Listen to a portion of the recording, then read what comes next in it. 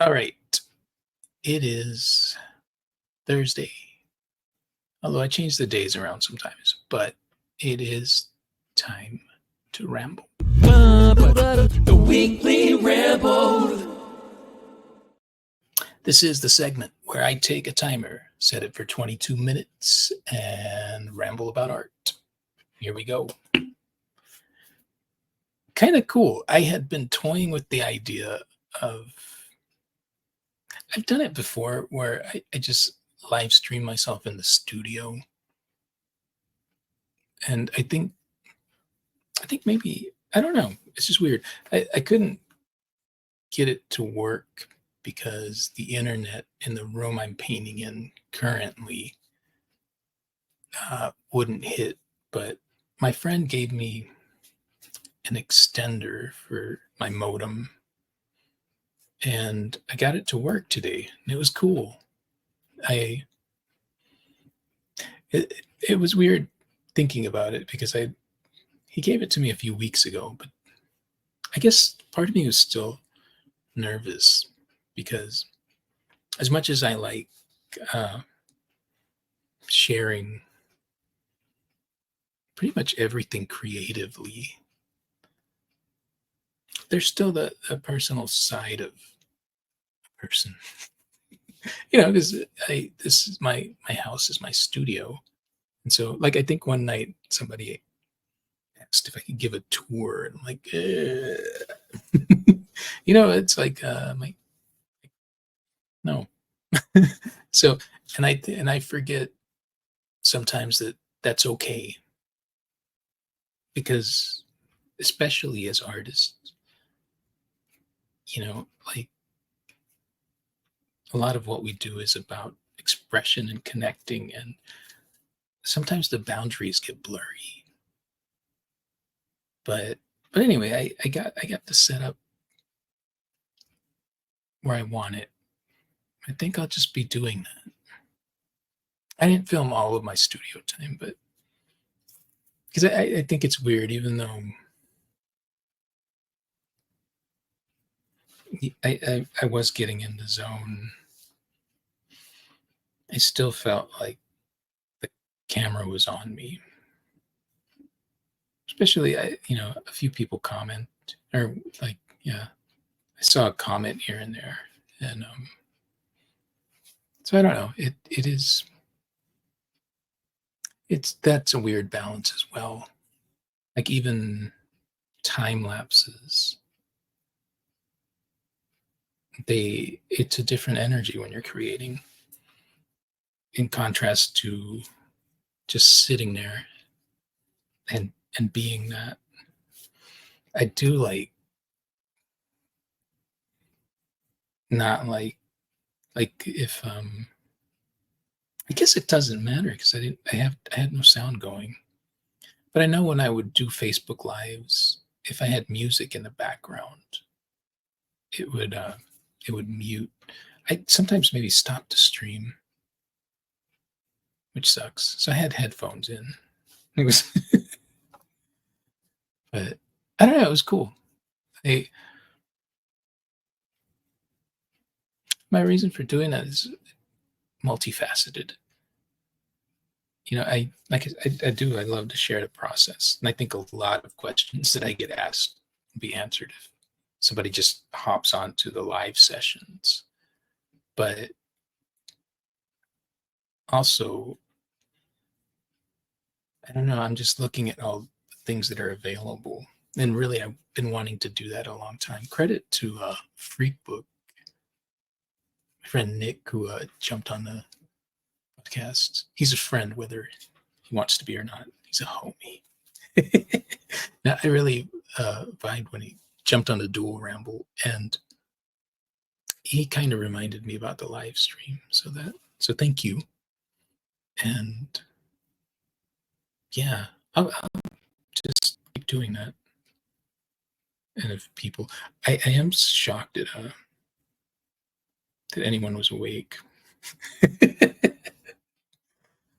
I know I don't know. I'm an insomniac by nature, but also it's not by choice that I'm in the studio that late. And what sucks is sometimes the time just floats by, and it's 5 a.m. The party's still going. It's all right.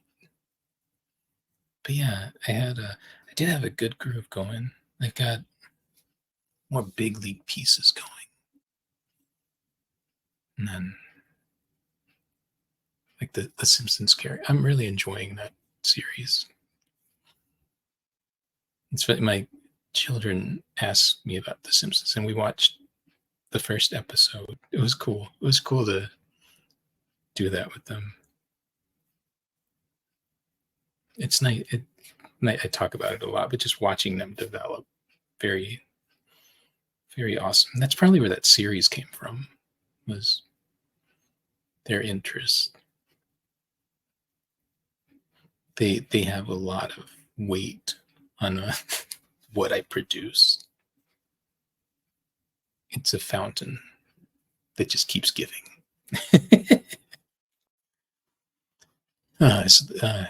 Some days they slowly kill me, but that's all right. Not really. I survive. But yeah, that is why the studio time is so important, and I don't miss it. I don't miss a session. I don't always come back, and I take lately. I've been taking breaks from the rambles or the nightlies when I need it, because yeah, just a lot going on. But back to the multifacetedness of the live stream, it's just I'm always thinking about, there's a studio, there's the pieces, there's the documentation, like the pictures, and then all the other stuff. And to me, it's about sharing and connecting, but it's also marketing. And I was looking at everything, and I'm like, I'm doing a lot. And then it becomes, what else can I do? And so that is something else. And I like the setup, because I think before I tried streaming, but I would look up and I'd see me looking at me, and that's weird for me.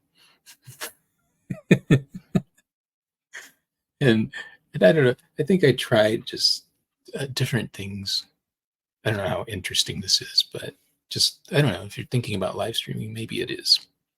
But I tried just focusing on the canvas, but then that feels weird.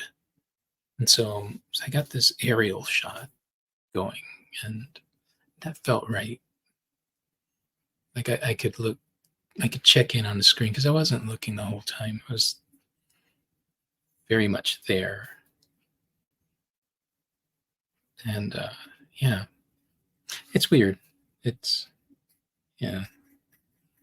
I think it would be less weird if you had a team working for you, which I aspire to. But I don't know. Then another part of me thinks maybe it's not necessary. Like that was suffice to say, it was a cool experience. Yeah, yeah. But the music thing, that was fine. I had headphones in, but which I'm not crazy about headphones. I like music going. I don't know. I feel like it just hits me more when it's not in my headphones, when it's echoing. It's important. And one of my kids agrees, because we were in here the other day, and she's like, "It's so quiet." I was like, "You're right. We need music." She's like, "Yeah," because the music's always going. So it's important, man. But yeah, long week. Got some commissions going. Got I don't know. Got some other ideas I'm batting around. I need to flesh out some, I guess, multimedia pieces. A friend sent me like a panel of cards, of uncut cards. I need to get to those. Yeah. I was laughing about one night I went on a rant about pour paint. I guess it was the last ramble. So it was here we go again. But no, and I was wrong. It is the purpose of pour paint is when people throw these in the trash, I get to collect them and paint over them. And the textures are sometimes kind of nice. So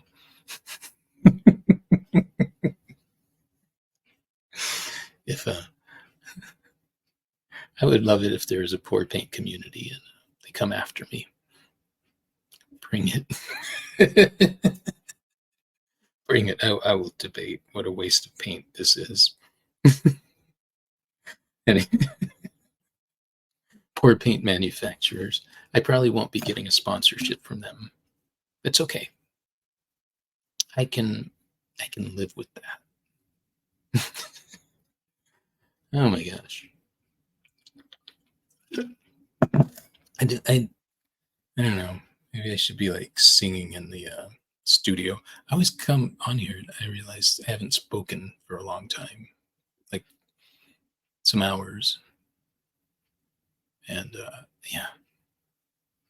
So I sound raspy or fading. I don't know. Man. Yeah, I don't know. I'm still like, I think glowing from the live stream experience. It was cool. I always enjoyed painting live, actually. I remember the very first time I was so nervous. My friend Shelly, she used to do it a lot, and as far as painting, I was just starting to do things publicly and had not even fathomed painting live. But then she told me it was like this party and they had a dinner, and then you would have all these canvas with you, and they'd come up to you and request like anything really. Then you'd paint it live, and yeah, very intimidating sounding. But then she told me, how much she would make doing that, and I said, okay.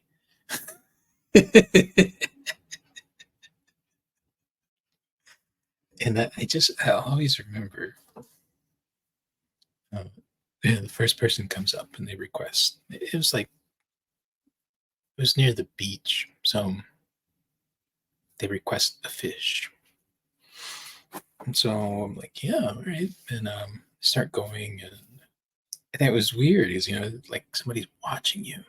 They're watching, and then I'm just going, and like very nervous, really, until I kind of hear murmurs of approval, and I'm like, oh, okay, cool. It did. But my favorite, like figurative, was cool. But there was this one lady that wanted a beach scene. At that time, I had not. I'm still probably not a scenery guy. I've done them, and they're cool. I've done different. Those are usually by request, but I've probably done some landscape type stuff for myself, but yeah, I remember she said, I want a beach, but I want it abstract. Like, so, and I'm still, there's a few paintings in, but I'm still nervous about this process. Still feeling vulnerable. I remember taking the brush and did it again. Did it again. And, I start like etching waves. And then I hear like, oh yeah. I'm like, oh yeah. I'm like, yeah. It's like, so yeah, I guess just it is an intimate thing to create. So to share that, it's not the easiest thing. And to this day, like even I was setting up the live stream, well, like okay, I still have that feeling, but but I don't know. I like that people are into it. I guess the other thing is that I was thinking about was that whole thing of boundary. You know, I I don't have like a massive following, but I have a following, and so I'm conscious that yeah, people are watching. I think when you feel like nobody is watching, yeah, you're a lot more fearless. But as your numbers start to climb, as you get more interaction, mm, that trepidation comes in. It's natural, but it's nothing I think that should stop anyone. It's just about regulating what you will show, and yeah, having those important boundaries. I think, yeah. I don't. I get confused between doing these and the musings. I felt like I hit a conclusion there, and I'm like, this has been the nightly musing, but no, I'm not. I'm not in that segment. This goes back to my. There are different versions of a person, and so there's nightly musing me. There's weekly ramble me. Now there's live stream studio me, which that one's easy. It's you don't even see my face. You see my hair. So, but then dual ramble me, that's different. Because I'm actually talking to somebody. And then there's me. There's daily me. There's dead me. All right. I can tell. What time is it? I can tell it's later when my mind goes to these places. But that's funny. I, I was listening to Joe Rogan talk about. I guess he was high, and he starts contemplating existence and dolphins and all this, and it's like, wow, like I do that without being high. Like, what's more is I've done it since I was a kid. I remember my mom asking her.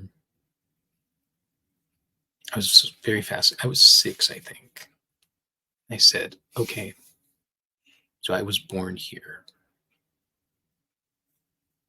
at this time. Where was I before that? What was I? She's like, what do you mean? You were an embryo. I'm like, before that. Before all that. I asked questions early, apparently. Because I remember being conscious of that. And I think that's what triggered it, was that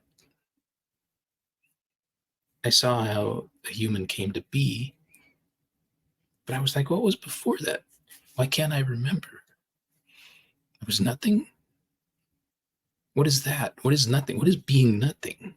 How is it that I was nothing and then now I'm something? And then when you die, you're nothing. But yeah, I was doing that at 6 years old, and I still do it, and it still freaks me out. That's still like, yeah. And even, I guess that's how I got to study philosophy, was, these are real questions. They're that everyone has. And I think the thing I took away from philosophy, because I had a good teacher initially that would show us the gamut of, what mankind up to that time had put together as far as answers, and how many different answers there were, and how, as hard as someone can, I guess, pretend to have an answer, no one does. And reflecting even deeper on that, I think that's how I came to pursue expression. Because really, post Ramble here, really, I often say I don't know what happens when I go in there. That's me, but I don't. Sometimes it feels like it's not me. Like something else pushes all that. Like something pushes all this creation around me. And that's weird. It's a lot of fun, and it makes me happy. But it's weird. All right. I'm going to turn in. I should get some sleep. But if you hung out, thanks for hanging out. And yeah, this has been the Weekly Ramble. Signing out. The Weekly Ramble.